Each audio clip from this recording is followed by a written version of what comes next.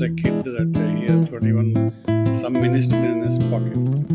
And she had this fascination that one of her children should be doctors. Definitely, we had a lot of blind faith or courage, I should say. And I'm not sure whether I'm ready to step down to that level. Woman who is pregnant is well. When she comes to hospital, we didn't want her to feel it's a hospital. So hello everyone, welcome to the Triage Room Podcast. I'm Dr. Alvin here. Triage Room Podcast is one where we will discuss topics which are not normally discussed in the medical school. Today we have Dr. Kishore Kumar sir. He is the founder and chairman of Cloudnine Hospital. Cloudnine Hospital is one of the top maternity and neonatology care hospitals in the country. We'll discuss with him the whole journey of how he started Cloudnine and his journey to become the top neonatologist in the country. Welcome Dr. Kishore Kumar sir to the Triage Room Podcast. Thank you very much, Alvin, for having me. And sir, can we start briefly with your introduction, sir?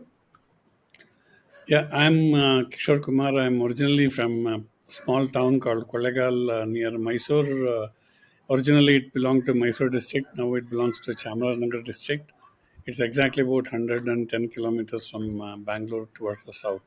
And as I told you before, like we have a small connection here. Like I had worked 2 years in Chamarajanagar as part of my rural bond after finishing my MBBS, and it's a very beautiful town. And so we were discussing Chamarajanagar and its connection with Veerapan. You were telling me one story. Can you like what exactly happened?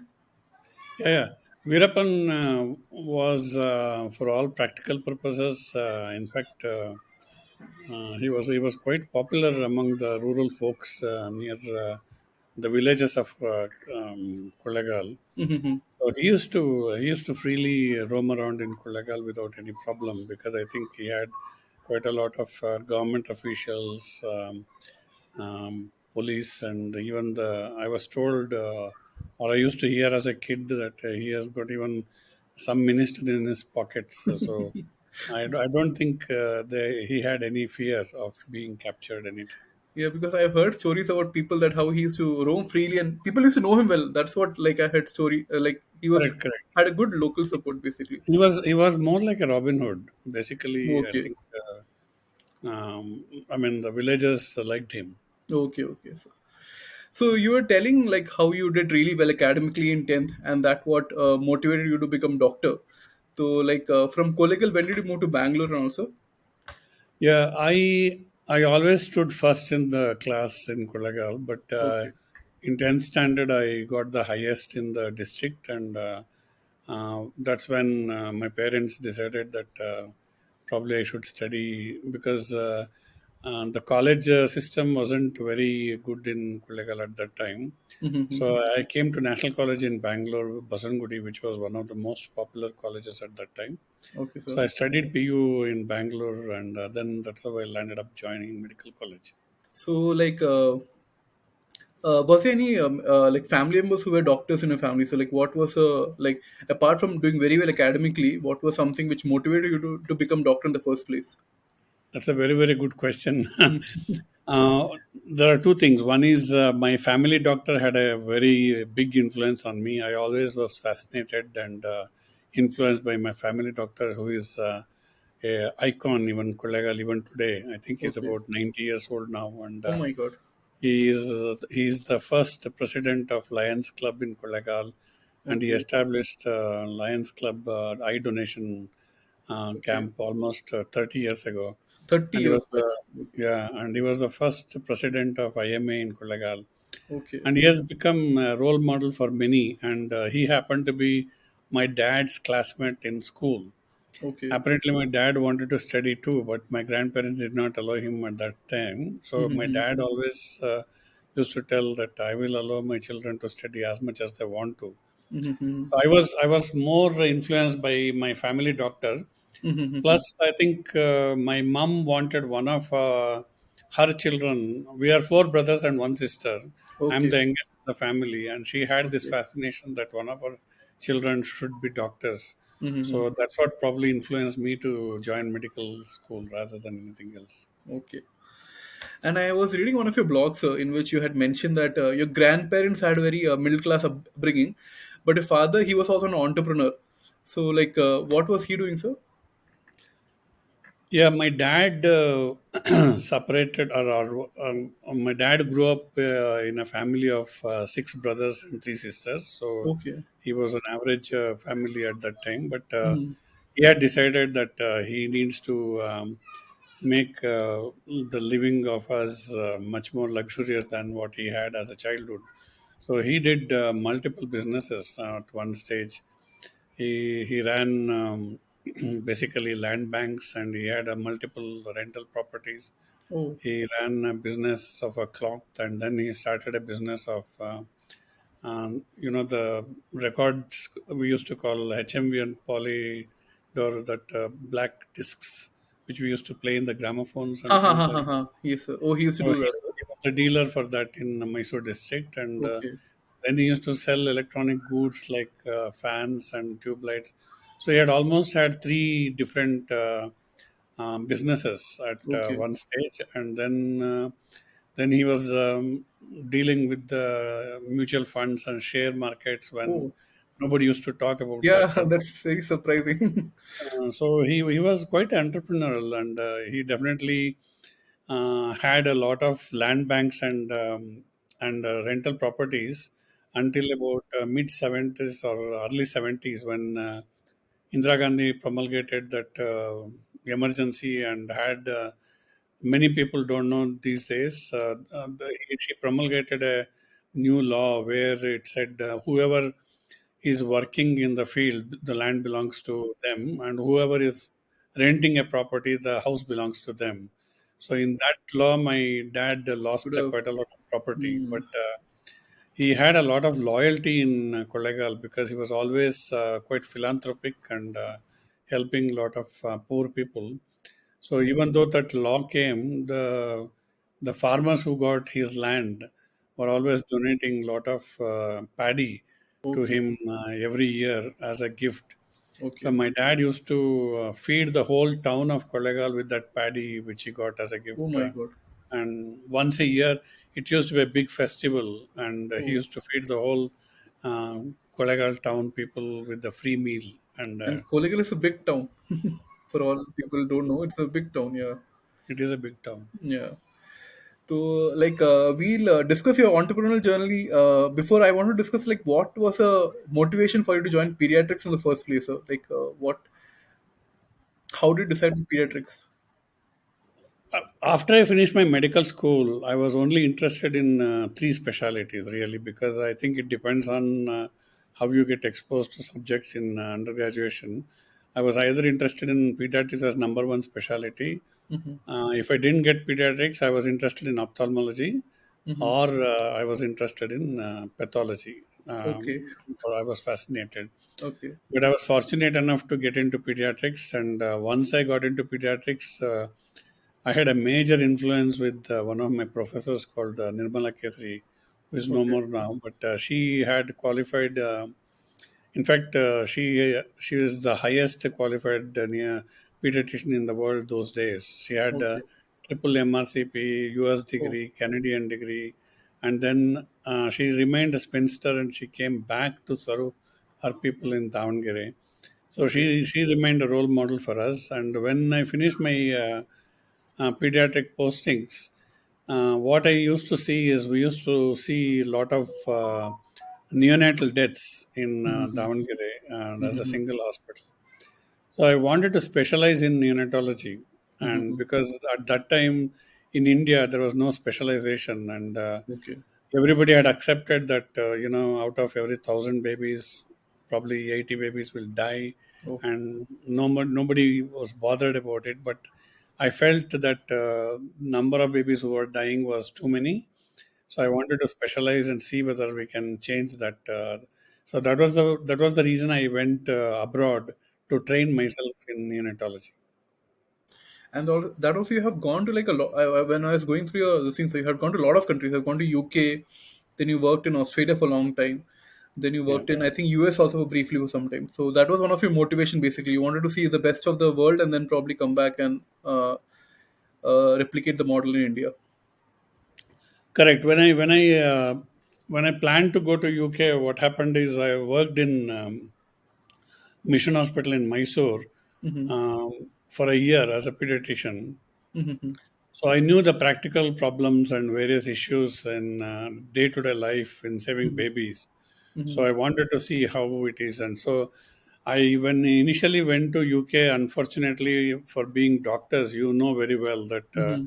unlike engineers, wherever you go, you have to do an exam to qualify to work there. Yes, sir. So I went to UK and I passed my PLAB test, the so-called Professional Mm-hmm. Linguistic Assessment Board test.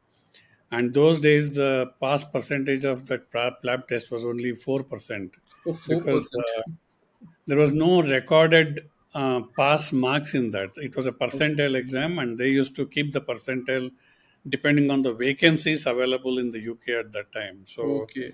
anyway, subsequently it changed because Mm-hmm. the lot of overseas graduates went to European court when UK became European part of the European community, and they Mm-hmm. changed the rules.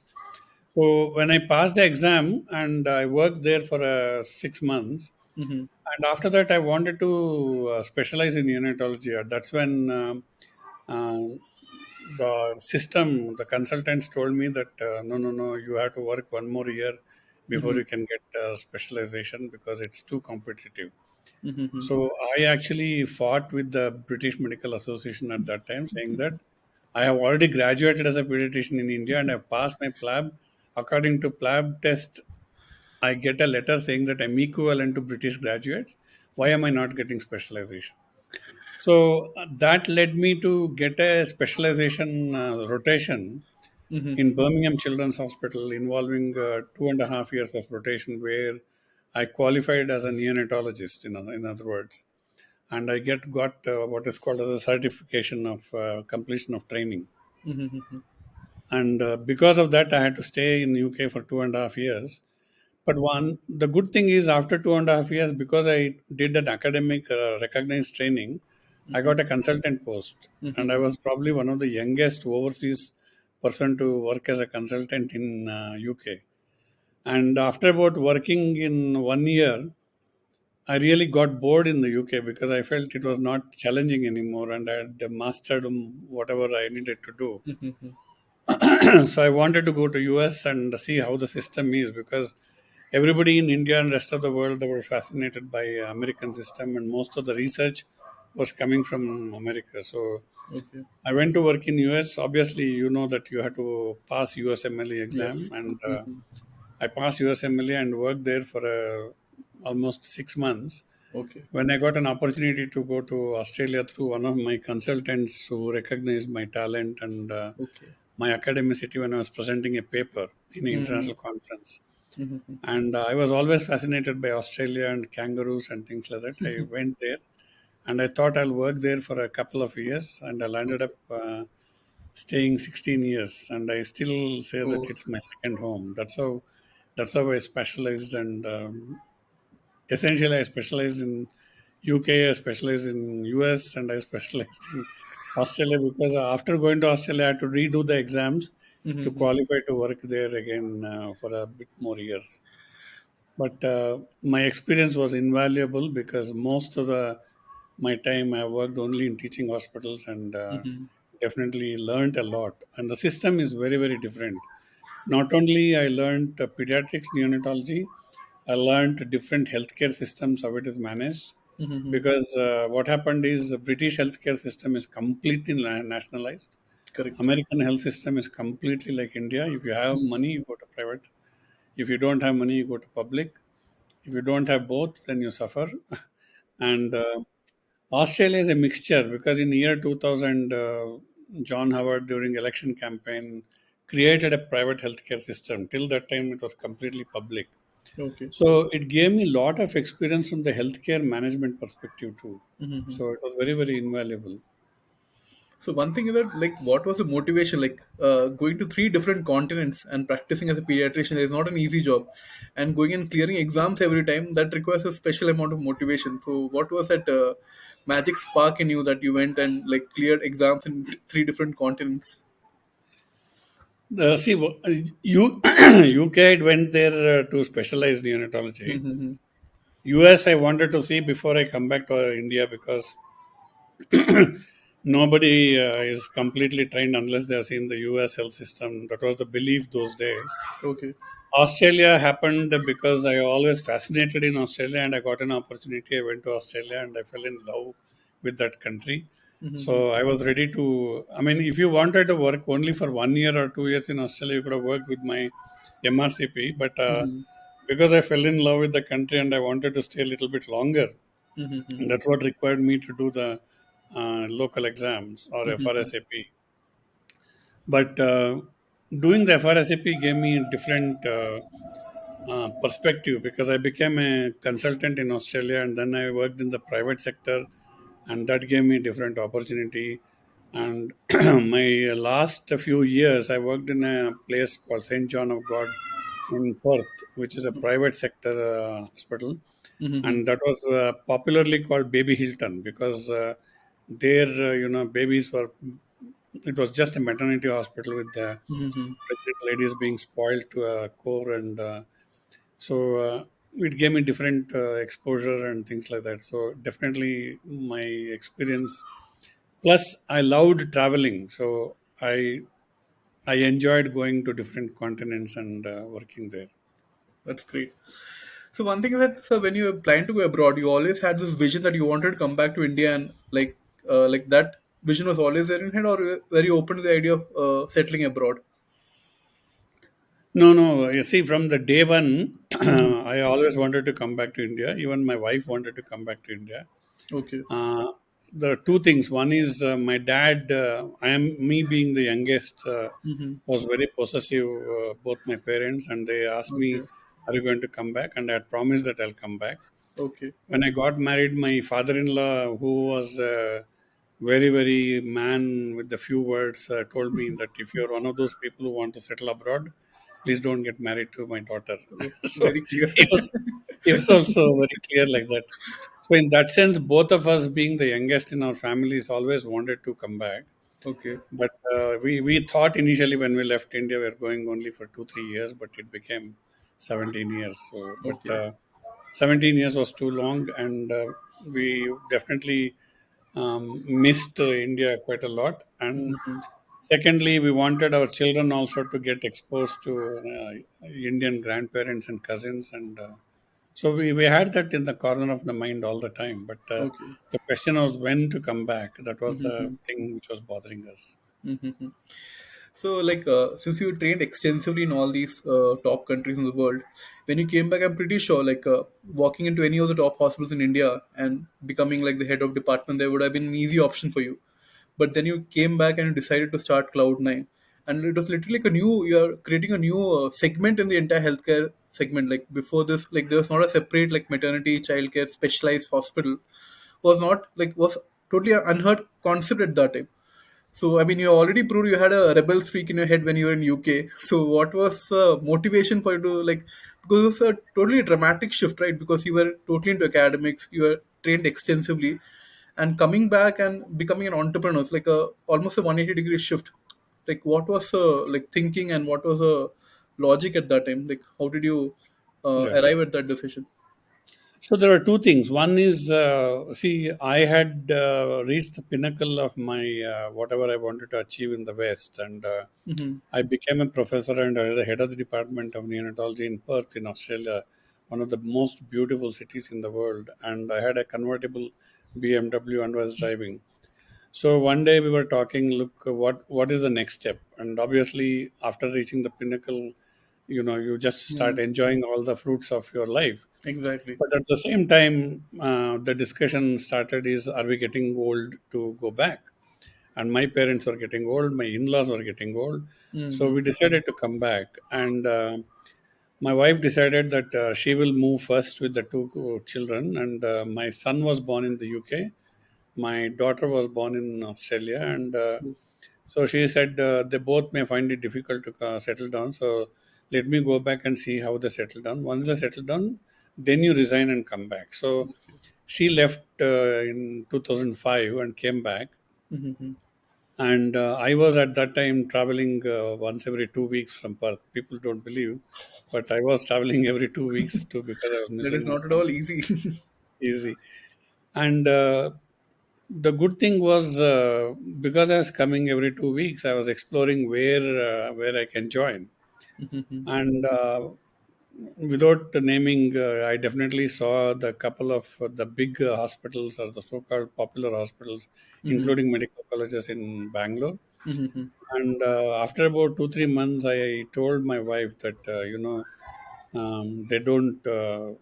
They are not giving priority here for maternity and newborn care, Mm-hmm. and I'm not sure whether I'm ready to step down to that level, because my expertise was to save the babies who were born at 24, 25, 26 weeks Mm-hmm. from 94 onwards. So, Mm-hmm. I had 11 years of experience saving these babies without mortality and morbidity and what we call as a intact survival, and I had hardly seen any deaths. Mm-hmm. For me to achieve that, I needed a good neonatal intensive care, good support from the hospital, and good equipment.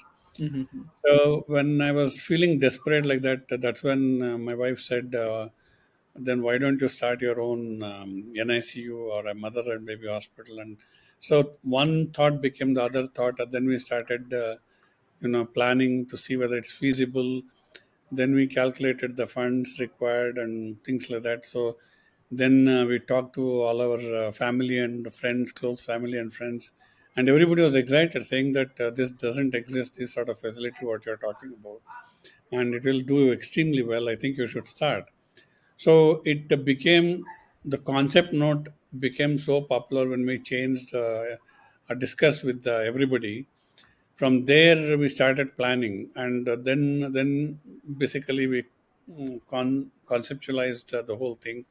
And I said, well, I will create a facility where I can work to my satisfaction and give the satisfaction to everybody who will be working under me. That was the concept we arrived at within 6 months of my wife coming. So after about 12 months, my kids had reasonably settled in. So Mm-hmm. that's when I resigned from there and came back and started planning for Cloudnine. Okay. So basically, your wife had come almost 1 year ahead. Kids were settled. Then you planned. Then you came down to India, and Correct. right away after you came down to India, you had started your plan to start Cloud9 like straight away.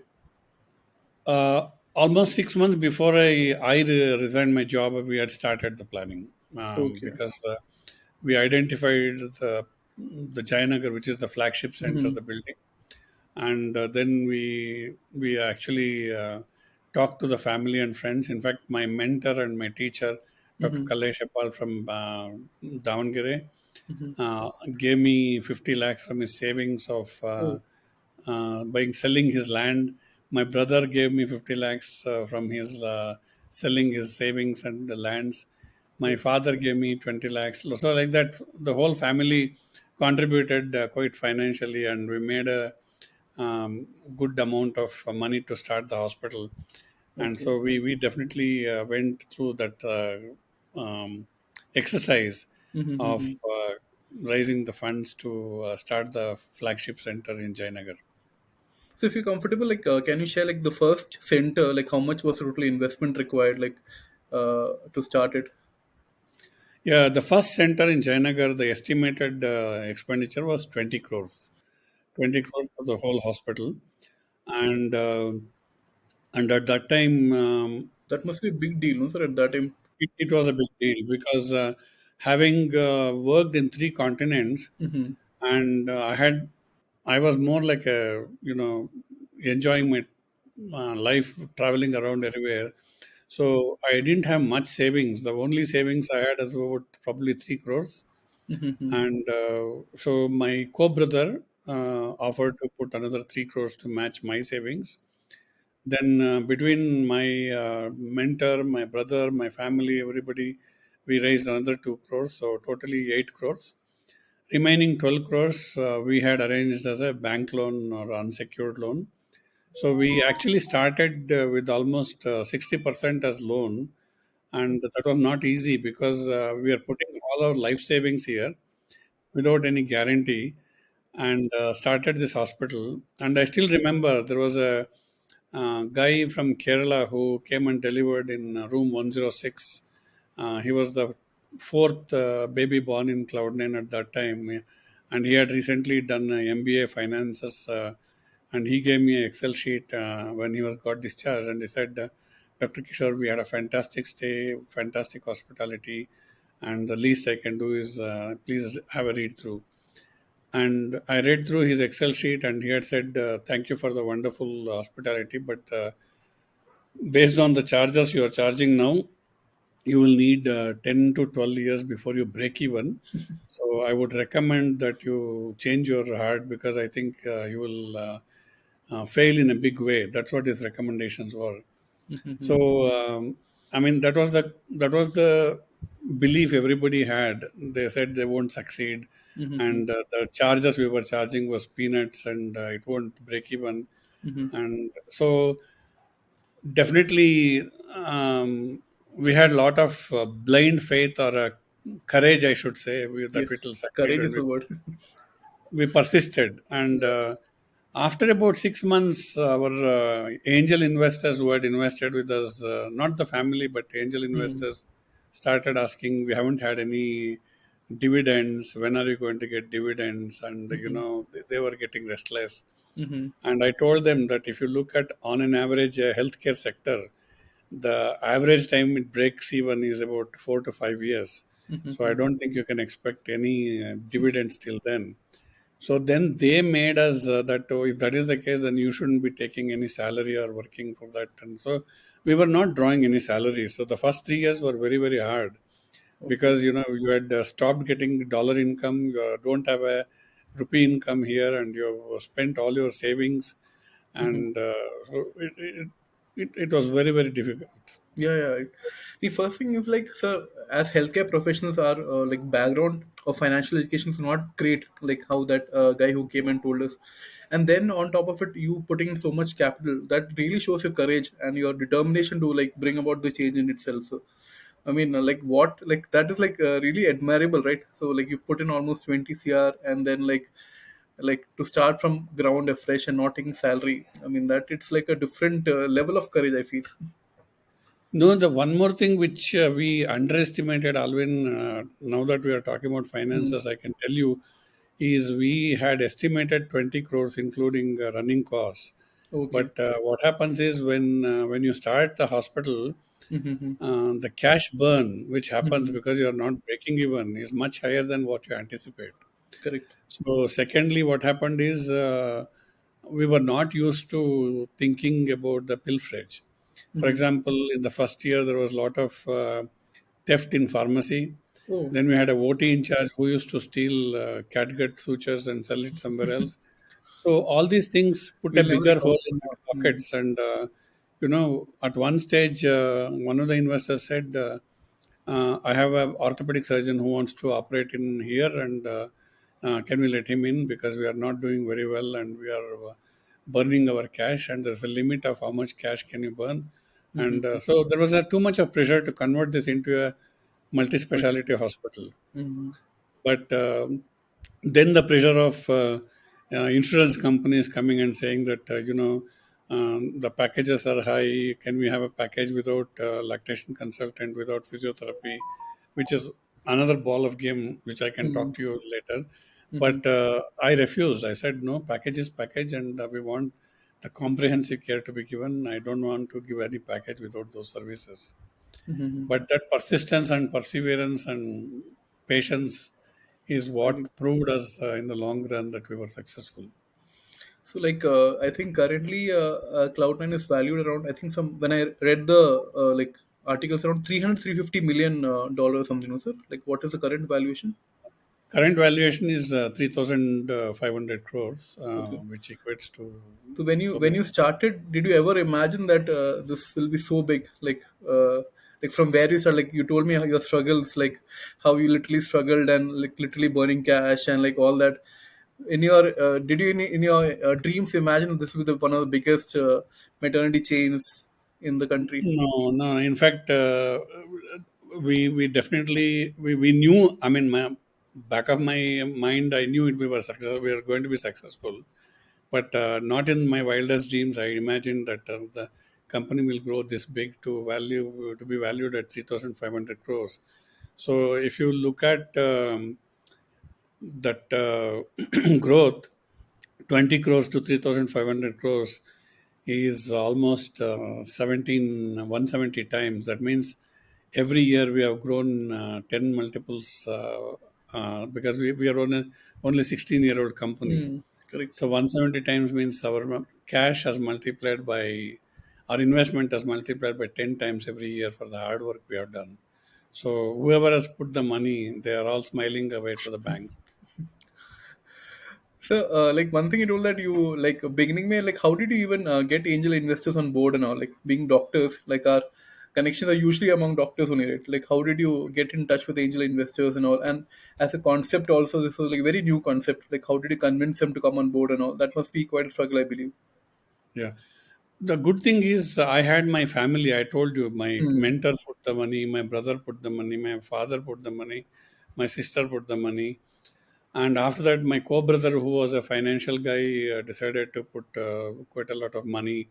And then for whatever the unsecured loan, we had a couple of local businessmen, or we, popularly everybody knows, called Marwadis, gave Mm-hmm. money at 18% returns. 18% Uh, returns. Okay. yeah, so at that time the bank interest was only about 8.5 to 9%. So we had Mm-hmm. borrowed a significant amount of money at 18% interest.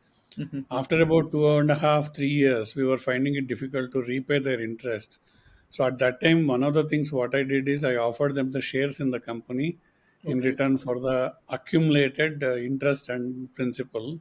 Okay. And fortunately, they were happy looking at my passion and the steadfast popularity we were getting, and they agreed to convert them into shares. And that eased my burden because we gave shares to the value to them at that time. Mm-hmm. And today they are the happiest because their money has doubled 10 times every year because they are Mm-hmm. basically investors, Yeah. and that's how we convinced a lot of people. And one more thing is that usually, so when doctors come back from abroad and start anything in India, they usually have well, one hospital or two hospital.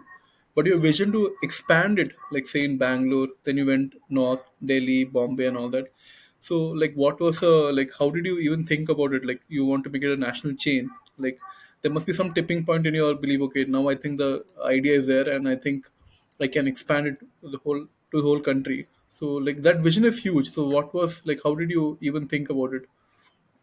Okay, so the good thing is we became a very popular hospital within 2.5 3 years, thanks Hmm. to all the parents who had their babies saved. They were quite big in their own spreading rumors and news in the social media saying that they had premature babies saved at 24 weeks. One baby was saved with the tracheoesophageal fistula. They had become our mouthpieces. When it became popular, then we definitely had partnered with the GE for equipments, Okay. because GE was big in maternal and neonatal equipments. Hmm. And one of the things happened is GE sent me for leadership training in Crotonville, which they have a huge leadership program, and every year they have 200 people around the world coming there for training program. And I met almost 200 CEOs from various billion-dollar companies there in Crotonville. Hmm. And I'm sure you know the GE philosophy. The moment anything is successful, they'll say, how do you multiply this by 100? What does it Hmm. need? What does it take? So Hmm. GE financial guys came and said, you're so successful, we want you to replicate into 100 centers. What do you Hmm. need and how much money do you need? Okay. I, in fact, I remember the discussion. I said, I laughed at them and I said, look, you are thinking we can replicate. There are too many ifs and buts here, because the human, it's not like a dot-com company. This is the Correct. hospital with a Physical 24 bar company. 7 Hmm. Hmm. quality care being provided. So I said to you, it's not just the money. There's so many factors involved, and we can't multiply. So after 3 years, when we were quite popular, when we started making money, we decided we will open the second center, and that's when we started the Old Airport Road Center. Okay. And after the Old Airport Center, we opened, it broke even within 3 months. Oh. Here it took 3 years, and Oh. that's when we realized we had really become a big brand. Then we Mm-hmm. opened a third center in Malaysia. And when we opened a third center in Malaysia, uh, we started feeling the need for more money because definitely, and that's when we decided we'll go for the private equity.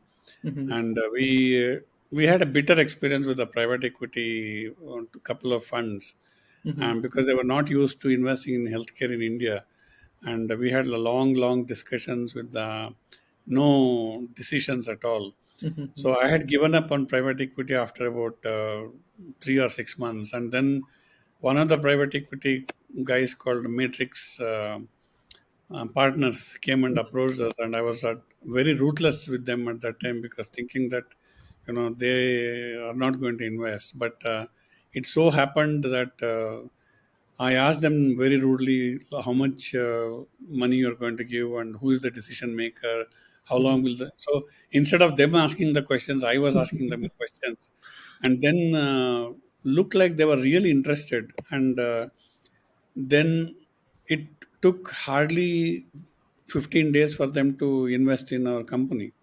Okay. And at that time, I was thinking that our company is valued at about 60 crores. Oh. But they came with the valuation of 100 crores. This was in Oh. 2010. So you didn't tell that what valuation you were thinking, sir. They No, only. no, no. Oh, good. So when they gave a valuation of 100 crores, all of us got excited, including our angel investors. And everybody Mhm. said, let us sell 50% of the. I was not ready to 50% of the company to be sold. But the pressure was so high because they offered 100 crores.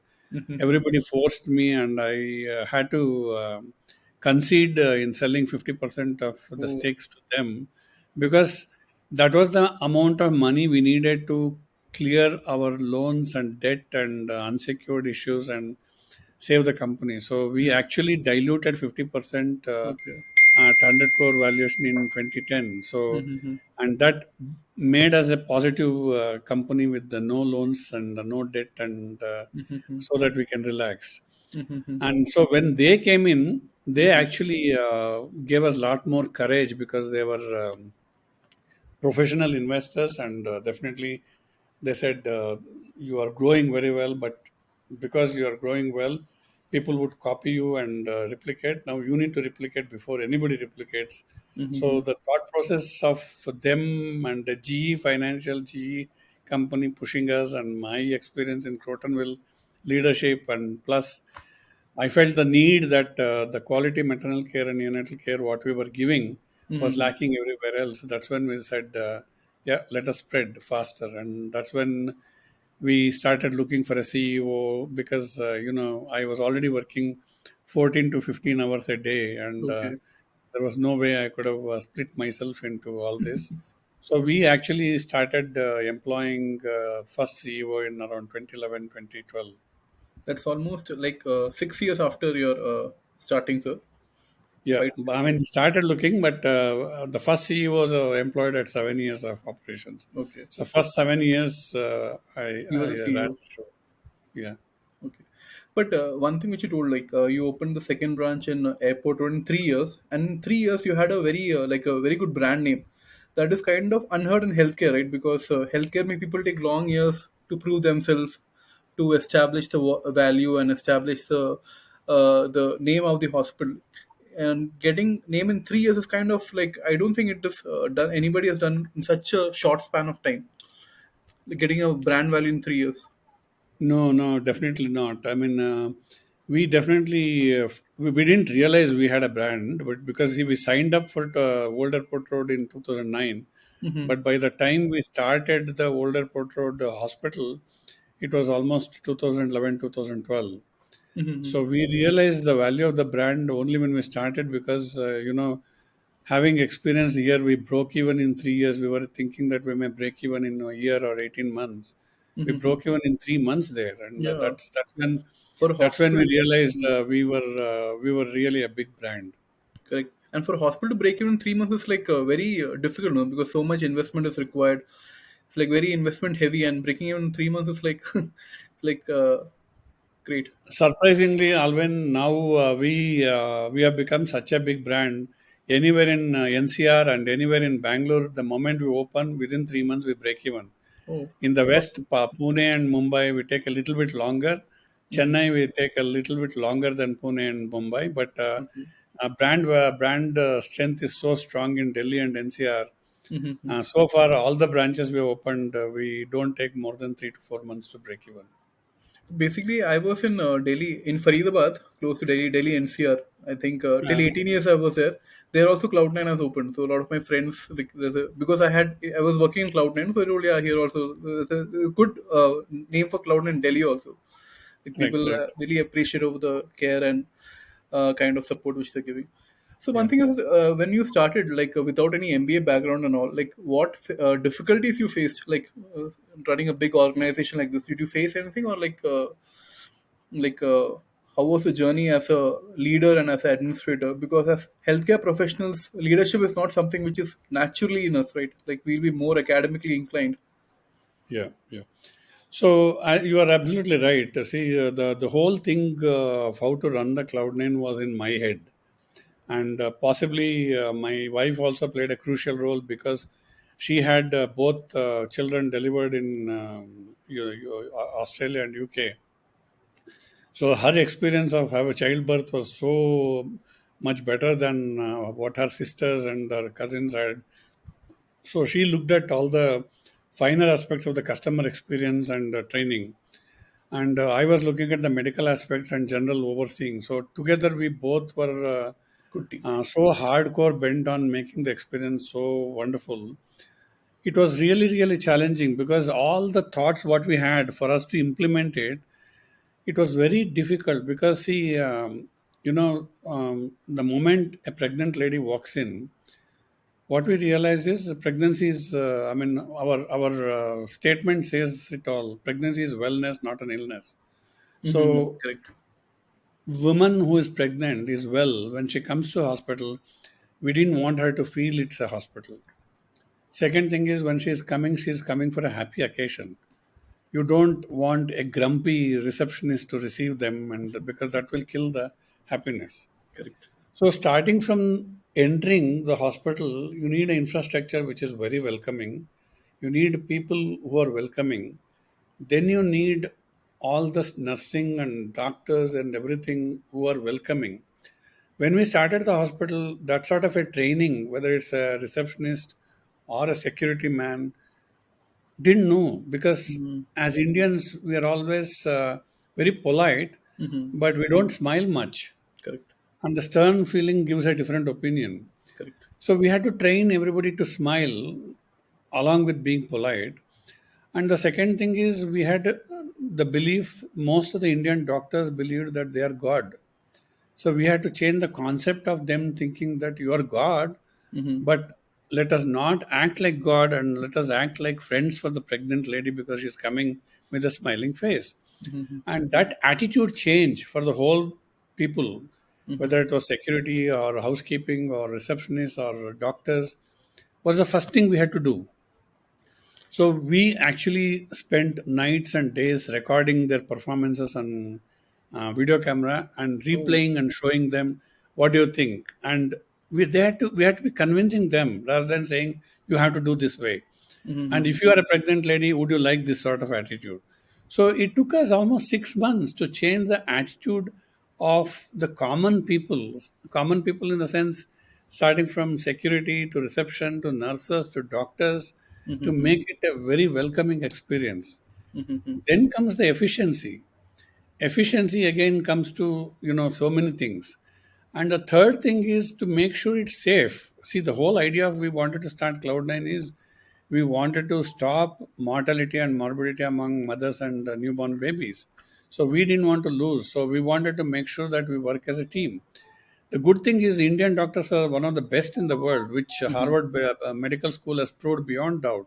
Mm-hmm. But Indian doctors working as a team is very, very difficult because they're all solo practitioners. Correct. So we had to create the mentality to work as a team in the sense, anesthetists, physiotherapists, dental, and lactation consultants. Everybody had a huge role to play, Mm-hmm. and to respect each other profession and respect and working as a to give a better outcome. Mm-hmm. It took a lot of effort, and then finding the doctors who will stick to your philosophy, because what we wanted to do was change the atmosphere of the private sector, which was known for c-sections. We Mm-hmm. wanted to give the natural birth, and so we wanted to encourage natural birth, so which means that we wanted to have fathers in the labor room or ot Mm-hmm. operation theater. Correct. And there was a lot of resistance from the doctors itself, saying that the risk of infection is going to increase if the dads come into ot. But I wanted to be transparent. I wanted to be everything go according to plan, and encourage fathers to be part of the process, which will increase the bondage between the wife and the child and the father. And all that took a lot of effort, because Yeah. see, doctors were not used to allowing the fathers into the ot and ldr, and nobody knew what happens there, and it was like an enigma. We wanted to change all that. I mean, if you look at the minority of all these things, Mm-hmm. we have gone into small details. In fact, when we were doing infrastructure 15 years ago, if you look at any hospital, the gap between the floor of a room and the toilet was 6 inches. I insisted it should be at the same level, Okay. because women who have had a epidural will not be able to lift. You being anesthetist know how Mm-hmm. difficult it is to lift. Correct, sir. And even creating that sort of a toilet or a restroom at the same level as the room took Mm-hmm. a lot of effort and technological innovations, and we had to get our partners to come with the ideas to make that happen. So we looked at minute things like that: Yeah. training the receptionists, training the nurses, getting the infrastructure to the to the international satisfaction, and making it look not like a hospital or rather than a Mm-hmm. shopping mall, so that they don't feel the hospital. And why would somebody want to come and deliver in Cloudnine rather than a multi-specialty? Because it's simple. You're not sick. You don't want to be lying next to a renal failure patient or a cancer patient being on a deathbed, because it's a happy occasion. So all these things are thought process which we had to implement, and it was a challenge in the first year, because everybody had to imbibe what is in your mind. And for us, both actively, passively, and professionally, we had to imbibe all that to everybody. So that was quite effortful, but we managed successfully, fortunately, and we had a fantastic team. And even now, we have a fantastic team who believe and excited about the whole thing. So that's why we could create the brand. Yeah, so listening from your end only, like how you looked into all these things at minute level, at such microscopic level, like it sounds only very overwhelming. So at any point did you feel that, oh, it's too much and I cannot do it? Karke, like did you have that thought in your head, okay, it's like getting too much out of my hand? No, in fact, when we recently went to Australia to show my daughter where she was born, we were thinking, one of the things which really stuck to us is our Cloudnine hospitals are much better than Australian or American private hospitals.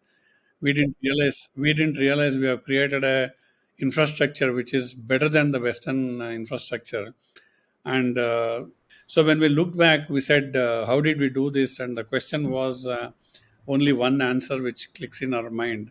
I think we were passionate, and we were partly mad to do that, because if you turn the clock and ask me, would you do it? And the answer is, I don't know whether I have the courage to do that now, because I was only 42 at that time, and thinking that I've reached the pinnacle, throwing the pinnacle and coming to here and starting from scratch was a big challenge. But yeah, we have done it. But I don't think, I don't even want to think whether I did the right thing or not. But I think the word yeah, you said, mad belief. I think that is a very important this thing, no, a very important word, mad belief. Having that mad belief, because the way you told, like you looked at so many small things, like and without any management background, a doctor doing all that is like simply unbelievable. I feel. I mean, yeah. I didn't know that 6 inch ka thing. No, I never, never even struck me like how you went that level. I was like, that is pretty commendable. Yeah, no, we definitely looked at the comfort of a pregnant lady at length, and we wanted to We wanted to make everything. And then the other question, which was knowledge sharing, we wanted to create antenatal classes, which was a new concept in India. When we Mm-hmm. started, we virtually begged the pregnant ladies to come for antenatal classes. We wanted to educate them. I still remember we used to have 3 or 4 couples a month who used to come for antenatal classes. Now we have almost 3,000 couples attending antenatal classes in Cloudnine every month. So we've gone from 3 couples to 3,000 couples. So I'll tell you one story. So like I had a boy about 1 year back now. So at that time I was showing to a different hospital where I was working. So at that time I had this idea, okay, whatever, like we should have a holistic approach and there should be antenatal classes. Then I was doing a search. I think everything was being provided with Cloud9. I'm like, okay, I thought it's a new concept and Cloud9 is already doing it for so many years. So in that way, like you guys are like ahead, like streets ahead of a lot of other competition and all. Yeah, yeah. No, no. As I said, we were comprehensive care and clinical excellence and various things. 3 C's we normally talk about, Mm-hmm. including education. And one of the things which we did was educating the parents post birth by management of baby affairs, so which was called MBA. We patented that, and we have produced a booklet which is patented again. Okay. And we ran. I mean, even now we run that show quite frequently. And lot of grandmothers who had their children deliver in the US and UK used to come and attend because they were wanting to learn scientific way of looking after the baby rather than avoiding the myths. So, starting from antenatal classes, postnatal classes, MBA classes, then fitness classes, yoga classes, lactation classes, name it, we have it from day one. And that's what made the huge difference. Mm. So one thing which I want to ask you is that who came up with the name Cloud9? So like, what was a Cloud9 as a name? No, that's a very unique name. Like, how Yeah. did you think of So, Cloud9? once we decided the hospital, then the thought process was my wife. She said it needs to be something related to mother and baby, and so we really need to name it appropriately.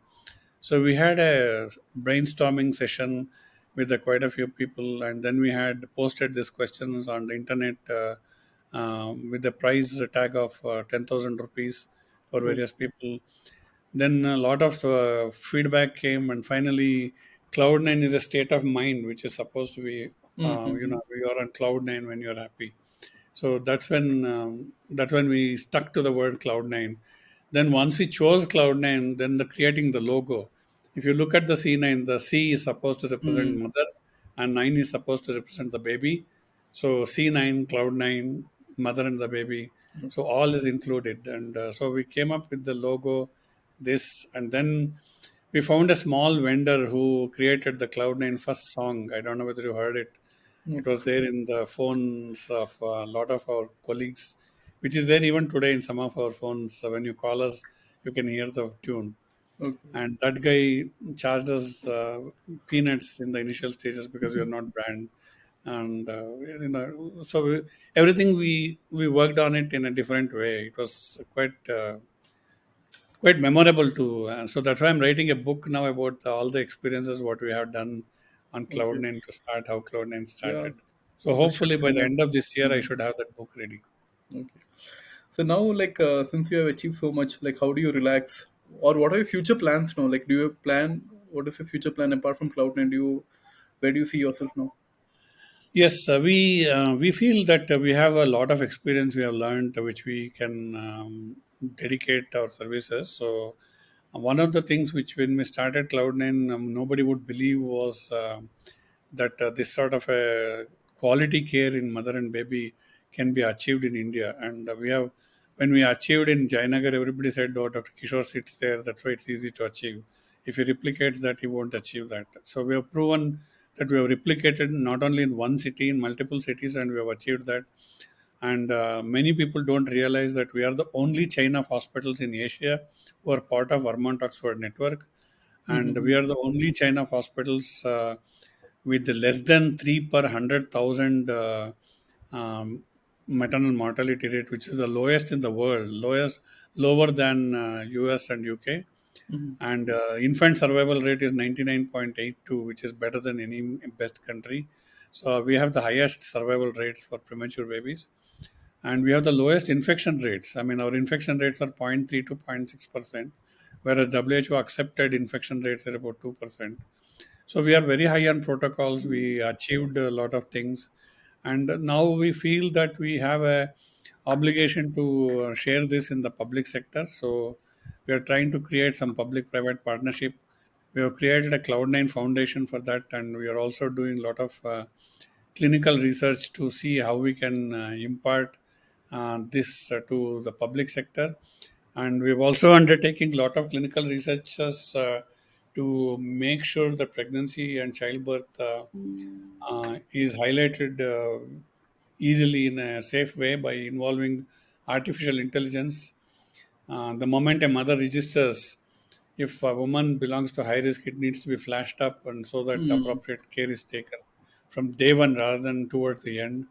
So a lot of things are happening. A lot of things are in the pipeline, and Cloud9 Foundation, artificial intelligence, public-private partnership. The latest one we have started is what we call as a tele-NICU, because we Mhm. are present in major cities, but we feel that tier 3 cities, not tier 2, tier 3 cities can be very well served. And we have started a pilot project, and we have done about 5 pilot projects in the UP, and we have shown that 24-25 acres can be saved in tier 3 cities with the tele-NICU. So we are going to spread that in a big way, because we are the only chain of hospitals with the 15 command centers all across India for tele Okay. and ICU. So we are going to take that in a big way. So a lot of things are happening, and you know, definitely we have achieved a lot in the 15 years, and we are going to achieve a lot more in the next 15 years. That is great. One thing is I think even the journey has been financially very rewarding for you. So like, what's your relationship with, with money? Like, what gives you happiness? How do you relax? Like, is there any guilt pleasures which you do? So that's a good question. See, my I studied hard. I never thought of money returns, nor Mhm. my dad never thought of money. He just wanted a good quality of life. And I spent 2 years in Ramkrishna National Vidyarthi Mandiram in Bangalore. So I'm never attached to money. So money is a part of life. I always believe that you work hard, your money will flow. I still love traveling, and I keep traveling at least twice a year abroad to various countries for holiday with the family. And once a year, we travel around the country in India, within India, because India is huge. And I travel at least for 2 international conferences a year. So I keep enjoying myself, and I'm very much interested in academics. We have established a fantastic research department in Cloud9, and we are currently doing almost 10 international researches of very high quality research, which is going to be published in journals like Lancet or New England Journal of Medicine. So we are on the way to make much bigger impact in various other areas like research, development, artificial intelligence, so public-private partnership. So all those things keep my mind busy, and Mhm. I do enjoy watching movies. I'm a vivid Netflix and the Prime time video watcher, and I at times I enjoy reading some books, but I'm not a vivid reader like my wife and my son. But Mhm. I do read very interesting books if it is. So I have plenty of hobbies which I enjoy: traveling, reading, watching movies, Which and is last movie you so. saw, sir? Sorry, Last movie you saw? last movie I just saw was Night Agent, which is a season in Netflix, which is a Okay. 10 episode season, which is quite challenging thinking. Okay. Okay, sir. Any any advice to juniors or medical students, like from your journey, if you could recap and if you can give any advice to anybody to juniors, what would it be, sir? My aim is my advice to juniors is don't think of thank God it's Friday attitude, and definitely work for your mental satisfaction, And in fact, my wife keeps pointing out and show it to my daughters. Look at Papa. Whenever he finds time, he opens the laptop. He doesn't care whether it's Saturday or Sunday or Monday. I don't have an attitude that it's Saturday, Sunday. Let me not touch my mobile and laptop. Whenever I get a flash of ideas, I open my laptop, write it down, and stick it in or do something. It doesn't mean that I'm addicted to it, but I don't care whether it's Saturday or Sunday, and definitely I enjoy working and I love what I do. And if you love what you do, that's what you should be. You should not be focused on earning money. You should be Mm-hmm. focused on enjoying what you do, and you focus on what how you can do better yourself every day, and that brings you happiness. That brings you money. That helps to serve the community also. Anyway, it was a nice talk with you. I had done my research on Cloudnine, but the stories which you told is like very eye opening. I never knew that you had gone through so much hardships and so much perseverance. As you told, the mad belief is a word which kept you going. So it was, I feel this podcast will be a great learning experience for all those listeners, and it was a great talking to you, sir. Thank you. Thank you very much, Alvin. Thank you, sir.